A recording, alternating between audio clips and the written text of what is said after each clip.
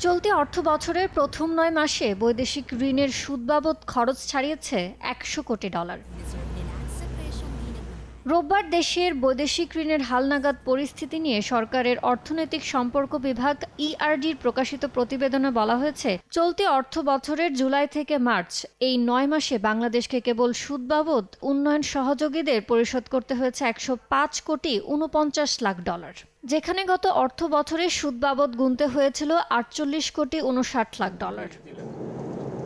স্বাভাবিকভাবেই বছর ব্যবধানে বেড়েছে সুদে আসলে ঋণ শোধ বাবদ ব্যয়। ইআরডির তথ্য, গত ৯ মাসে সব মিলিয়ে $২৫৭ কোটি ১৫ লাখ সুদ ও আসল গুনতে হয়েছে, যা আগের বছরের একই সময় ছিল $১৭৩ কোটি।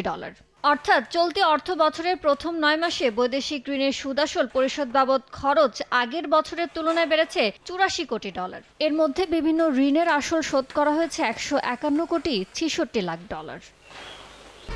১, ২, ৩ ঢাকায় জমি জিতে নিন ১০০% ক্যাশব্যাক সহ ২০ কোটি টাকার পুরস্কার।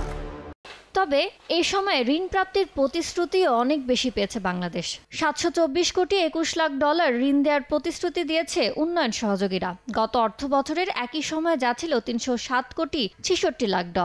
অর্থনীতিবিদরা বলছেন, ঋণ প্রাপ্তির তৃপ্তির ঢেকুর না তুলে তা যেন ব্যয় করা হয় লাভজনক প্রকল্পে। সেই সঙ্গে নিশ্চিত করতে হবে অর্থ ব্যয়ে স্বচ্ছতা। যখন আমরা এলডিসি থেকে বের হয়ে আসব, এরপরে কিন্তু এত সহজ শর্তে আর ঋণ পাওয়া যাবে না। যতটুকু নিচ্ছি ততটুকু যেন আমরা ভালোভাবে বাস্তবায়ন করি প্রকল্প, এবং সেখান থেকে যথাসম্ভব অপচয় যেন কম করি। আমরা যে ঋণটা নিচ্ছি সেখানে সুদের একটা চাপ রয়েছে। যেসব প্রকল্প দেশের বৈদেশিক মুদ্রার রিজার্ভ শক্তিশালী করতে সহায়তা করার পাশাপাশি সার্বিকভাবে দেশের অর্থনীতিতে ইতিবাচক প্রভাব ফেলবে, এমন প্রকল্পে বৈদেশিক ঋণ নেওয়ার তাগিদ দেন অর্থনীতিবিদরা। এত বড় রাজস্ব ঘাটতি থাকে, তাইলে সেই অবস্থায় এই ঋণের সুদ পরিশোধ করাটা আমাদের জন্য অনেকটা কঠিন হবে।